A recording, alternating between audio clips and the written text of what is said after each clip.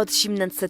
do 19. lipcia szcziro prosimy Was na 33. łatru w Rydnych Horach.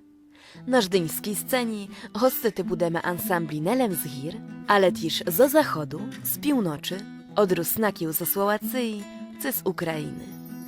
Bude tematy z mochu strityty starych znajomych i cieszyty się krasotą Lemkołyny, ale też wzięty uczest w naukowych panelach, sportywnych zmachaniach czy projekcjach filmiów.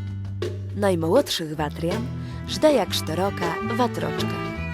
W bohatym programie watry każdy znajdzie też to dla siebie.